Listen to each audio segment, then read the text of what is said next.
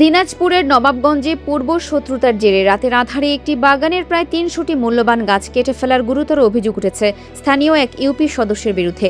নবাবগঞ্জ উপজেলার ২ নম্বর বিনোদনগর ইউনিয়নের নন্দনপুর গ্রামে ঘটে যাওয়া চাঞ্চল্যকর এই ঘটনার খবর পেয়ে শুক্রবার সকালে ঘটনাস্থল পরিদর্শন করেছে থানা পুলিশ। ক্ষতিগ্রস্ত বাগান মালিক মাজেদ অভিযোগ করে জানান, দীর্ঘদিনের পুরনো শত্রুতার জেরে পরিকল্পিতভাবে স্থানীয় ইউপি সদস্য দুলাল মেম্বার রাতের অন্ধকারে তার বাগানের এই বিপুল সংখ্যক গাছ কেটে ফেলেছেন, যার ফলে তিনি আর্থিকভাবে চরম ক্ষতির সম্মুখীন হয়েছেন। আমি নবাবগঞ্জ থানার নন্দনপুর গ্রামের একজন বাসিন্দা। এখানে যে ঘটনাটা ঘটছে আসলে এটা খুবই একটা নির্মম ঘটনা ঘটছে।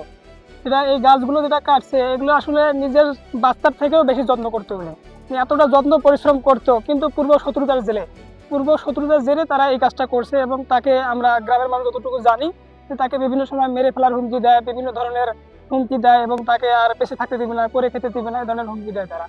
আসলে এগুলো আমরা যতটুকু জানি, সকালবেলা এসে দেখলাম যে এই বাগানে আমার জানলার মতে প্রায় 350টা গাছ ছিল। 350 গাছের মধ্যে প্রায় 296টা গাছ ওরা কেটে ফেলছে, যেটা আসলে প্রায় যার বাজার মূল্য প্রায় 5 লক্ষ টাকার মতো বর্তমান সময়ে।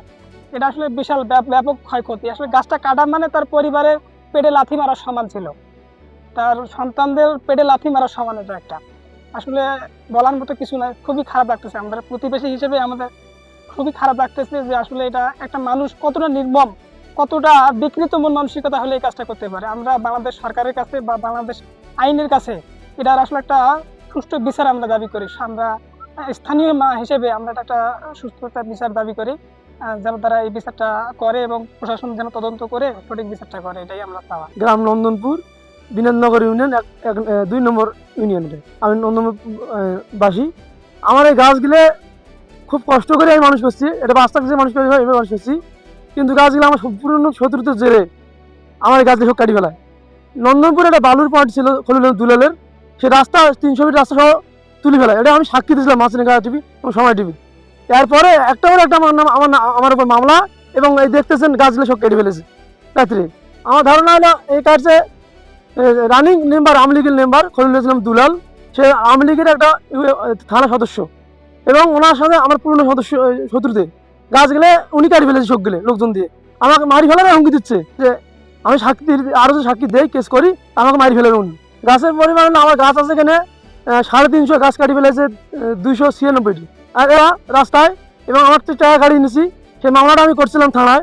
মামলা করছিলাম, পুলিশ ওখানে কোনোদিন ভূমিকা ছিল না। আসামি প্রকাশ্যে বেড়ায় যাবে না, আসামি বলে পুলিশ আমাদের পকেটে থাকে, তার প্রশাসন কোথায় থাকে? এটা আমার প্রশ্ন।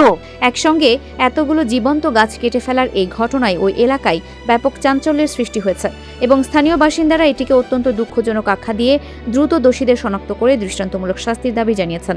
এ বিষয়ে নবাবগঞ্জ থানার অফিসার ইনচার্জ আব্দুল কুদ্দুস জানিয়েছেন, অমানবিক এই গাছ কাটার ঘটনার প্রেক্ষিতে থানায় আইনানুগ ব্যবস্থা গ্রহণের প্রক্রিয়া চলমান রয়েছে। ফারহানা নিজাম, দিনাজপুর টিভি।